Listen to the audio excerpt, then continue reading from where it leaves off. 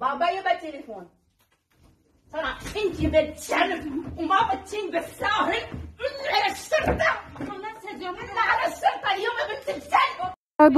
عرب ቤት በጣም ብዙ አመሰርቻለሁ ግን እንደዚህ ቤት ተሸውጄ አላቀም ማለት ነው ከኔና መዳም ተደባደብን የተደባደብንበት ምክንያት ምንድነው እነግራችኋለሁ አረብ ቤት ሲሰሩ ደፋርና ጠንካራ መሆን አለባችሁ ፍራታችሁን አስወግዱ ሌላ ደግሞ አረቦቹ ጥሩ ናቸው ፈጣራቸውን ይፈራሉ የኔን ብር አይበሉም እኔን የሆነ ነገር አያደርጉኝም ብላችሁ እምታምኑ ሰዎች ካላችሁ ከዛሬ ጀምራችሁ ከጭንቅላታችሁ ማውጣት አለባችሁ ለዚህ ቻናል አዲስ ከሆናችሁ ላይክ እና ሼር ሰብስክራይብ እያደረጋችሁ ለብዙ እህቶቻችሁ እንዲደርስ አድርጉ ለምን ብዙ እህቶቻችሁ በፍራት ምክንያት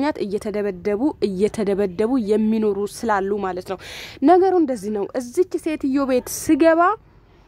በጣም ካየኋቸው እስካሁን ካየኋቸው መዳሞች የተለየች መዳም ነበር የመሰለችኝ ደሞዜ አንድ ቀን ካለፈ ይቅርታ ጠይቃ ተሰጣኝ ነበር የገባው ጊዜ ማለት ነው ከዛ እየሰጠችኝ መጨረሻ ላይ ምን ሆነ ደሞዜ አሁን አንድ ወር ደረሰና ደሞዜ ተሰጠኛለች ብዬ ስጠብቅ አልሰጠችኝም ዝም አልኳት ለምንድነው ዝም አልኳት በወሩ አልጠየቅኳትም ለምን አምኛታለሁ ከዛ በፊት በየወሩ ነው አምትሰጠኝ ምክንያቱም አትከለክለኝም በቃች ሴትዮማ ጥሩ ሴት ናት ብዬ ዝም አልኳት ደሞዜ ስንት ወር ሆነ 2 ወር ሆነ 2 ወር ላይ አይ መጠየቅ አለብኝ ብዬ ጠየቅኳት ስጠይቃት ምናለች በዚህ ሳምንት ይሰጥሻል ሰውዬው በጣም ይቅርታ አለችኝ ምንም ማድረግ አልችልም 2 ወር ሞልቶታል አንዴ ደሞዜ ገብቷቸዋል እሺ ከማለቱ ጫማራጭ የለኝም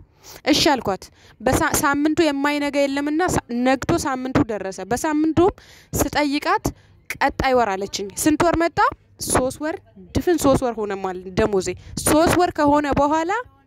ስቃዩ ያኔ ነው የጀመረው ጭንቀቱ ስቃዩ አረቦች እንደ ጠላታቸው ነው የሚጠሏችሁ ቢገላችሁ ራሱ ደስ ይላቸዋል ደሞዝ ከተጠራቀመባቸው አረቦች ጋር በሰላም ለመስራትና ለመኖር ከፈለጋችሁ ደሞዛችሁ 3 ቀን ሲያልፈው እኔ ጨነቀኝ ጠበበኝ ልጅ ያለቀሰብኝ እናቴ እንደዚህ ሆነችብኝ ብላችሁ ደሞዝ መቀበል ይኖርባችኋል ኦኬ ባለፈ ክረምት ቤት አይሰራም እኔ አሁን መቼ ነበር ስራ ማቆም ነበረብኝ ደሞዜ 3-4 ቀን ሲያልፍ ነበር ነገር ግን እኔ መጀመሪያ ጥሩ መሆናቸው ፈጣሪያቸው እንደሚፈሩ አይነት ስላስመሰለው አመኛቸው ነው ባሁን ሰዓት ማንንም አይታመንም እንኳን አረብ ማለት ነው እዚህ ጋር እኔ አሁን እኔ ሺ ጊዜ ውድቀቴ ለእናንተ ብነግራችሁ እኔ ምንም አይመስለኝም ከኔ ውድቀት አንድ ሰው ቢማር አንድ ሰው ቢጠነቀቅ ነው ገብቷችሁ አይደለ እኔ መጨረሻ ምንድነው የሆነው መሰላችሁ ከሴትዮ ጋር ጦርነት ተያያዘን ጦርነት ማለት ነው ላይኗ ጠላችኝ እኔን ለምን ደሞዝ በየጊዜው ነው የምጠይቃት አሁን 3 ወር ከሞላ በኋላ ሳምንት ምናምን ስትለኝ ልክ ሳምንት ሲሞላ ተከታትዬ ነው በቃ የምጠይቃት ማለት ለዛ ጥልትልት ታረጋችኝ እኔ ጋር መጣላት ጀመረች ስራ በስነስርዓት አሰራ ማለት ጀመረች እኔ ማበሻቀት ጀመረች ማለት ነው የሆነ ቀን እኔና እሷ ተያያዝን ማለት የመጨረሻ ከዛ ቤት የወጣውበት ቀን ተያያዝን እኔና እሷ ለምንድን ነው የታዝን ስልክ አምጫለችኝ ስልኬ ልትቀማኝ ማለት ነው እንደዛ ማለት ስትጀምር ግን እኔ ቅድመ ዝግጅት አደረኩኝ ምንድነው ያደረኩኝ ስልኬ በማይታይ ቦታ ላይ እንትን ለጠፍኩት ግድግዳ ላይ ማለት ነው በፕላስተር ለጠፍኩት ሰውየውም ሲመጣ ቀርጫለሁ ሰውየው ምን እንዳለኝ ማለት ነው ሴትዮም ስንደባደብም መጀመሪያ ስልኬ ልትቀማኝ ስትልም ቀረጽኳት ማለት ነው አላየችውም ኦኬ ስልኬ ልትቀማኝ ነበር የመጣችው ስልኬ እየቀረጸ ነው ስትፈልገው አጣችው እኔን ያዘችኝ መደባደብ ጀመረን ማለት ነው ይሄ ሁሉ በምን የመጣ ነው በዝንጉነት የመጣ ነው ኦኬ አረቦች ጥሩ ቢሆኑ ሺ ጊዜ ጥሩ ቢሆኑ ማለት ነው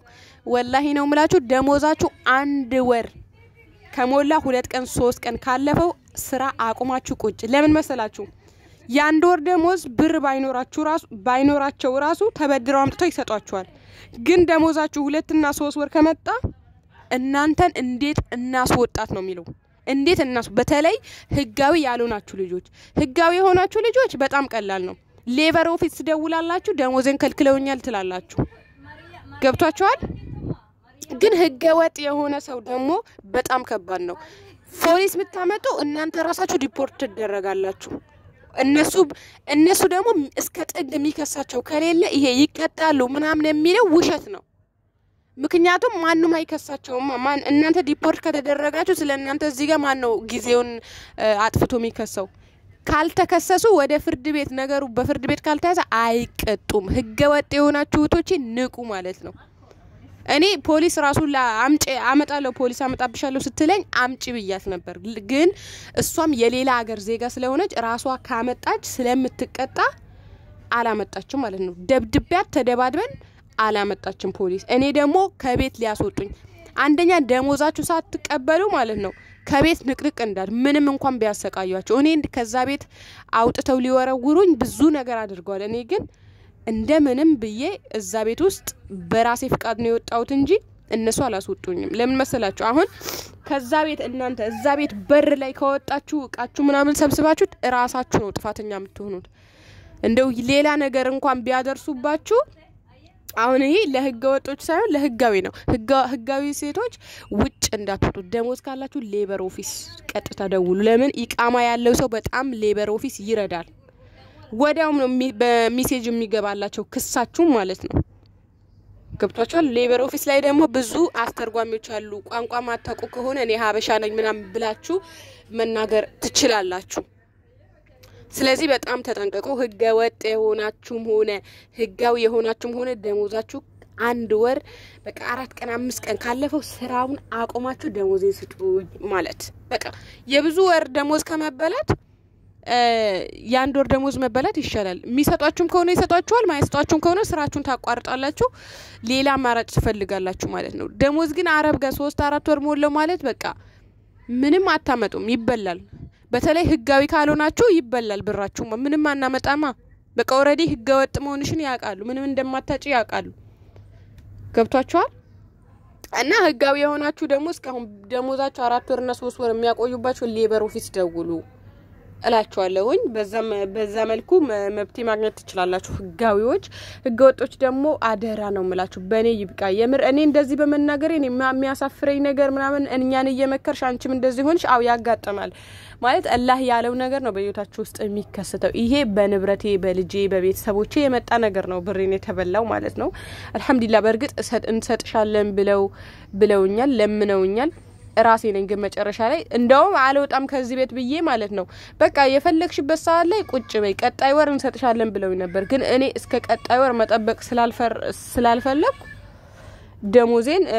ትቼ ግማሹን ይዤ ወጣውኝ ማለት ለምን ለሌላ ቀን ነው እዛ ቤት አንድ ወር ከመቀመጥ ሌላ ቦታ ገብቼ በስነ ስርዓት ደሞዜ አንድ ወር ሳያልፍብኝ እየተቀበልኩ ሰርቼ አገኛለሁ ጤነኛ ነኝ ምክንያቱም እዛ ቤት ተቀምጬ የሆነ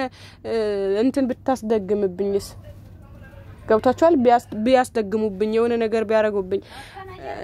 በጣም ትልቅ ችግር ነው የሚፈጠረው ማለት ነው እና